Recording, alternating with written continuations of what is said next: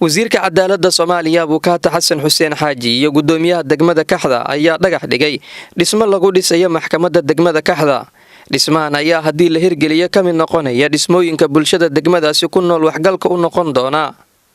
Gudoomiyaha degmada Kaxda ayaa warbaahinta u sheegay muhiimadda degmada ay u leedahay dhismahan maxkamadda.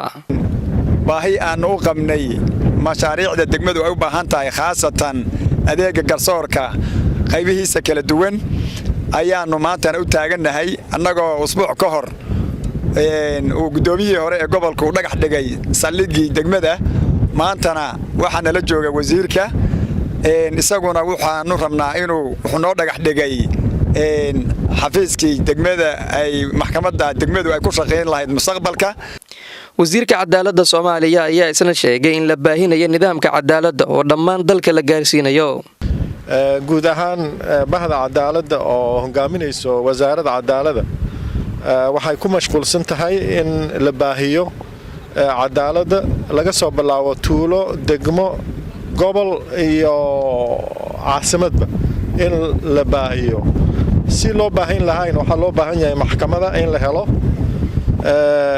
maantana alxamdulillah maanta meesha waxaan dhagax dhignay maxkamad waxaa looga fadhiyaa marka degmada iyo intayna fiirsanaysaba in maxkamadan insha Allah sidii ugu degdeg badan loo dhiso.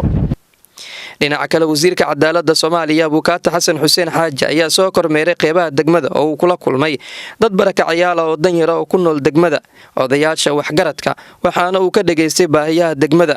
waxaana ugu dambeyn wasiirku ballan qaaday in golaha wasiiradu horgeyn doono warbixinada degmadu kala soo kulmay. ahaan private u baran karo inuu barto wixii dawladda ku caawin karto hadiina waa ku caawinaysa insha Allah aniga maadaama golaha wasiirada ku jiro waan isku dayaa arintan inaan gaarsiiyo golaha wasiirada halkan iyo meel kalaba dhibaatooyinka dadka jalacsan haysto inaan maaragtay wax ka qabano markaan dadka jalacsan dhibaatada haysta aan wax u qabana ilaahayna noo naxariisanaya. dadka degmadan ku nool waxay u badan yihiin danyar ah oo u baahan qaybaha nolosha aasaasiga u ah sida inay helaan biyo raashin ay cunaan iyo waliba goobo caafimaad iyo waxbarasho waana waxyaabaha ugu muhiimsan ay ku sheegayaan marka aad la sheekaysato inay hadda ka maqan tahay u baahan yihiin.